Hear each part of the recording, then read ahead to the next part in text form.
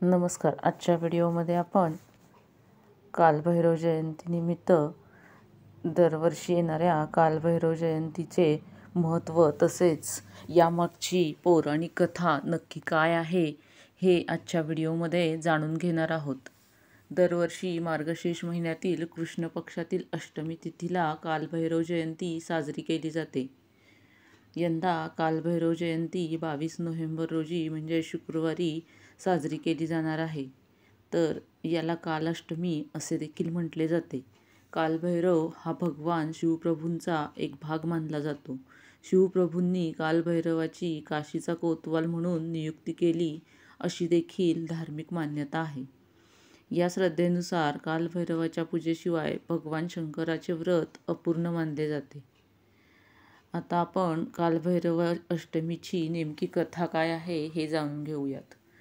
कालभैरव हा भगवान शंकराचा अवतार आहे. ब्रह्मदेवाला सृष्टीची निर्मिती केल्याचा प्रचंड अहंकार आला.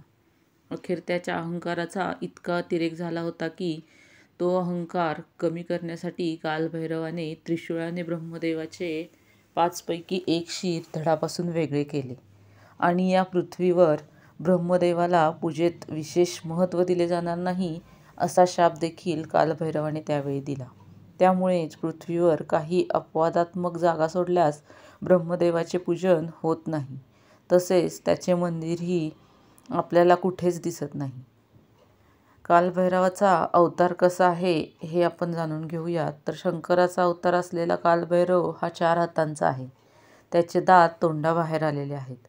कालभैरवाच्या एका हातात तलवार किंवा फास किंवा साप, दुसऱ्या हातात कवटी, तिसऱ्या हातात डमरू आणि चौथ्या हातात त्रिशूळ आहे.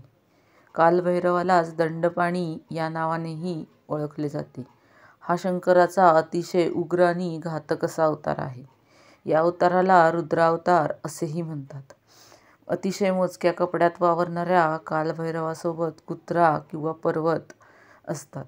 वाईट वर्तन करणाऱ्या आणि अहंकार बाळगणाऱ्या यांना कालभैरव कठोर शिक्षा देतो. जेव्हा सतीने अर्थात पार्वतीच्या सती अवताराने यज्ञकुंडात उडी मारून आत्माहुती दिली त्यावेळी भगवान शंकरांचा कोप झाला. शंकराने कालभैरव या अवताराला यज्ञस्थळ नष्ट करण्याचा आदेश दिला. साक्षात काळ बनून आलेल्या कालभैरवाने तांडव केले. ज्या ठिकाणी शंकराचे ज्योतिर्लिंग किंवा देवीचे शक्तिपीठ आहे अशा ठिकाणी कालभैरवाचे मंदिर आढळते. यातूनच कालभैरवाचे महत्त्व आपल्याला लक्षात येते. कालभैरवाची कृपादृष्टी होण्यासाठी मनोभावे अशी आराधना कशी केली जाते हे आता आपण पाहूयात. कालभैरवाची कृपादृष्टी आपल्यावर राहावी यासाठी कालभैरव अष्टमीच्या दिवशी अर्थात कालभैरव जयंतीनिमित्त उपवास केला जातो. सूर्योदयापासून सुरू होणारा हा उपवास सूर्यास्तानंतर संपतो. उपवास काळात कालभैरव अष्टक स्तोत्र म्हटले जाते. कुत्र्याला खाऊ घालून उपवास सोडावा.